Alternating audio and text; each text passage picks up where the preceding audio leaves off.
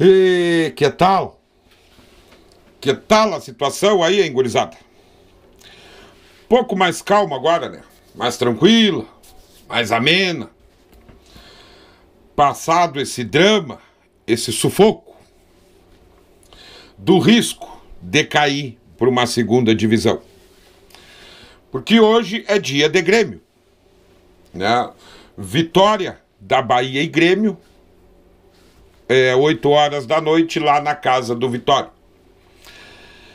É um jogo, eu acredito assim, que pelo menos para mim, como torcedor, um pouco mais light, um pouco mais leve, um dia de Grêmio um pouco menos pesado.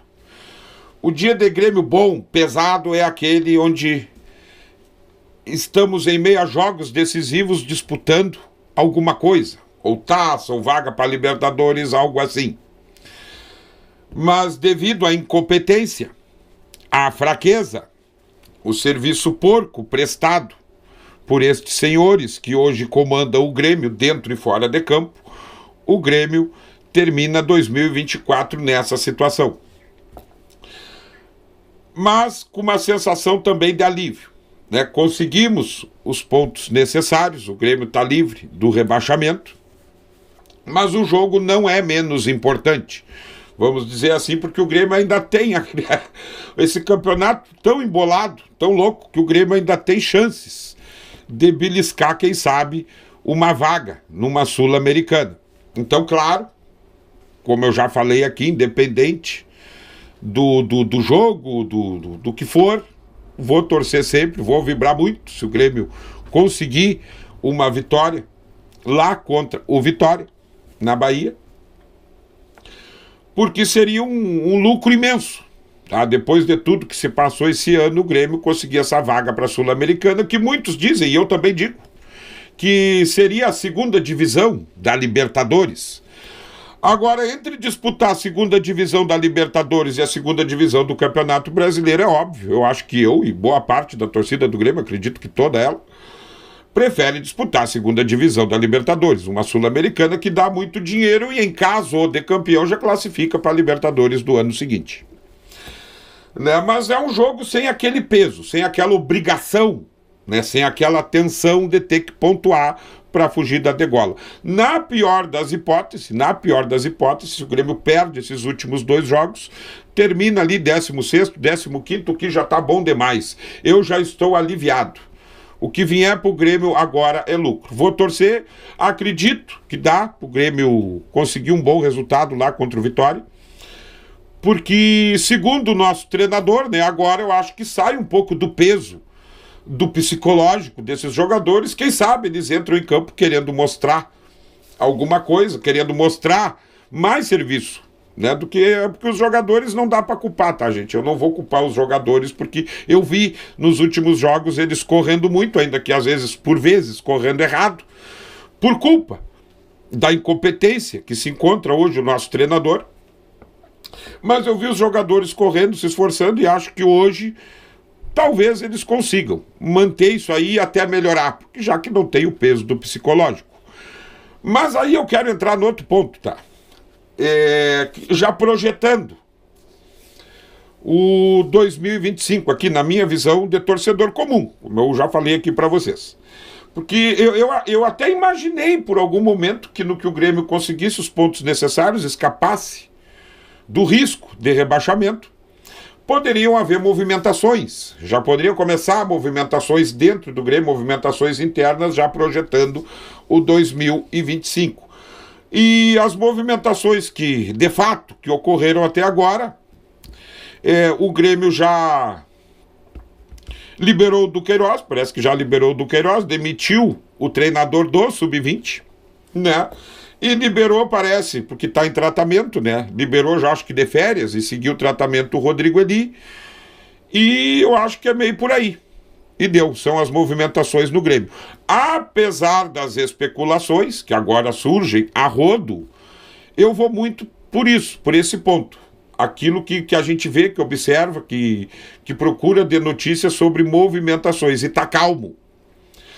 Tudo indica que a situação do Renato hoje Hoje, no Grêmio, pelo menos aqui, o meu sentimento é que está 50 e 50. 50% de chance de ficar e 50% de chance de ir embora. Porque, cara, se o Renato para ir embora, eu acho que só se ele realmente quiser ir. Se ele decretar que não dá, que desgastou, que tem que ir embora. Porque se ele quiser ficar, meu amigo, eu acho que o nosso presidente, e talvez, eu não sei se o Brum fica ou sai, também tem indicativos aí, especulações que ele sai.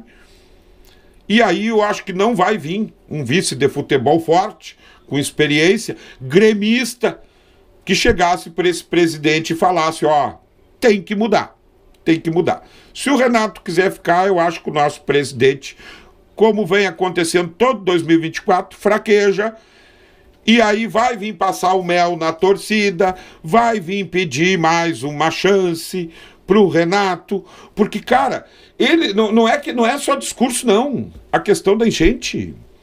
Esses caras, o Guerra, o Renato, o vice de futebol, e quem sabe até o outro que vem, que vai ser indicação ali, vai ser opção do Guerra. Cara, eles estão convictos. Eles estão convictos. Eles acreditam firmemente nisso, que o ano do Grêmio só foi do jeito que foi por conta da enchente, por conta da tragédia climática. Eles estão convictos. Eu tenho essa sensação, que se daqui a pouco o Renato quiser ficar, eles vão acreditar que com um ajuste que outro, pode dar certo em 25. Tem a questão que o ano para o futebol vai começar mais cedo, por causa daquele Mundial de Clube da FIFA lá que vai ter um mês, vai ser tipo Copa do Mundo, vai ficar um mês, será um mês de competição. Então o futebol, acho que o Mundial ele vai parar por um mês para que seja disputado esse Mundial de clubes. E aí o ano começa mais cedo. E tendo o Renato como treinador, ele já tem, o presidente acredita nisso, que ele já tem um time ali, traz um que outro reforço e pode continuar o trabalho em 25. E aí começa o nosso outro drama. Pelo menos para mim, como torcedor agora, passado o drama do risco da segunda divisão, para mim, na minha opinião, naquilo que eu estou observando de movimentação no Grêmio, começa outro drama. Porque se o nada ou quase nada mudar na estrutura de futebol do Grêmio, cara, o 2025 vai ser tão tenebroso quanto o 24. Porque o Renato já está claro. Eu lamento dizer isso, mas para mim, gurizada, o Renato ele já foi para a prateleira daqueles treinadores tipo Luxemburgo, Leão, Paulo Autuori. Eu não sei se vocês vão lembrar, tinha um técnico aí, eu acho que até metade dos anos 2000 por aí, tá? 2007, 2008 por aí, tinha um técnico ali que circulava no Rio de Janeiro, São Paulo, até foi bem badalado uma época, o Oswaldo de Oliveira. O próprio Filipão, para mim já foi, apesar de ser multicampeão em tudo, já foi para uma prateleira de tipo ex-treinador, defasado, ultrapassado. O Filipão talvez num cargo de diretor esportivo, de diretor de futebol, um cara para indicar a contratação, para comandar vestiário, eu até acredito que podia dar certo. Eu gostaria dele numa função assim, nesses moldes, no Grêmio. Mas com o Renato de treinador seria praticamente impossível, apesar de eu achar que é especulação também. Não acredito muito nessa possibilidade do Filipão. Mas o Renato, para mim, já foi para a prateleira desses caras. Já deu, o Renato já deu o que tinha que dar. Teve uma fasezinha boa, ganhou alguns títulos, vai continuar sendo ídolo, mas já deu. E se nós observar todos esses treinadores, quando chegaram nessa fase, por exemplo, de decadência que está o Renato hoje, qual é a primeira coisa? Tu via esse indicativo onde eles começavam a brigar com a imprensa. Eu lembro de embates do Oswaldo de Oliveira com a imprensa, do próprio Filipão, acho que quando treinou o Palmeiras, e até na seleção brasileira, eu acho. O Luxemburgo, então, nem se fala. O Renato tá assim agora. Quando o trabalho do cara tá incompetente, tá fraco, tá ineficiente, tá insuficiente, como treinador, ele começa a criar inimigos imaginários. O Renato criou um monte de inimigo imaginário esse ano. Foi CBF, aquela história de que ninguém ajudou o Grêmio. Foi a arbitragem, por um momento a culpa era da arbitragem. E sempre ali temperando com as tretas com a imprensa. Isso é sinal nítido, claro, da decadência de um treinador, quando ele não consegue mais reconhecer que ele não tira mais nada do time que ele está treinando. Para mim, na minha opinião, não adianta trazer reforços para o Grêmio. Não adianta. Porque em continuando o Renato como treinador, vai resolver muito pouco.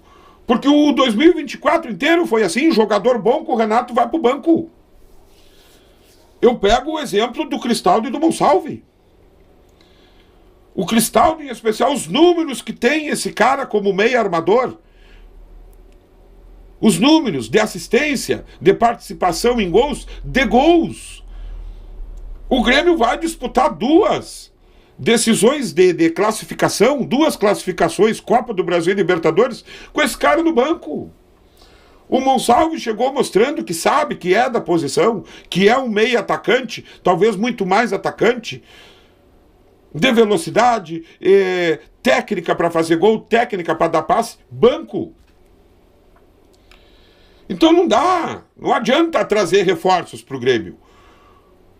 O Renato já deu, já era, e aí começa, para mim, pelo menos, a minha opinião, terminado esse campeonato, porque eles não vão tomar providência nenhuma antes, já eram para estar se mexendo, o ano que vem começa mais cedo, as competições no futebol, já era para estar com planejamento, algo pronto. Futebol hoje, gente, exige que o jogador de futebol ele não seja só jogador de futebol, ele seja um atleta de fato. De fato, não basta ter a técnica, não basta ter a capacidade, muitas vezes, de jogar. Tem que ter o preparo físico, tem que ter a condição física, tem que ter a resistência física necessária para aguentar um ano inteiro. Essa gestão do Alberto Guerra contratou de 2023 para cá 34 jogadores. 34 jogadores. Nós estamos chegando ao final de 2024, ao final do segundo ano de gestão desse presidente. Nós não temos um time titular, um time firmado, um time absoluto ali que tu conheça, do goleiro ao centroavante, a escalação do time. Tá sempre mudando, ou por opção errada, equivocada do treinador, ou por questão médica. O Grêmio 2024 inteiro não teve uma dupla de zagueiro titular firmada. Onde que ali por uma lesão ou por um cartão troca e entra o reserva, e tu sabe quem é o reserva? Não, a gente não sabe. E o mais estarrecedor dessa questão dos 34 jogadores são praticamente 3 times. O mais estarrecedor para mim, tá? É bizarro. Isso para mim, o treinador é o mesmo. O treinador é o mesmo. E não conseguiu formar um time em 2 anos, com 34 jogadores contratados. Para mim, termina o drama do risco da segunda divisão em 24, termina, mas agora começa o drama, para mim, do que será o Grêmio em 2025, na mão destes senhores, independente se o Renato fica ou não.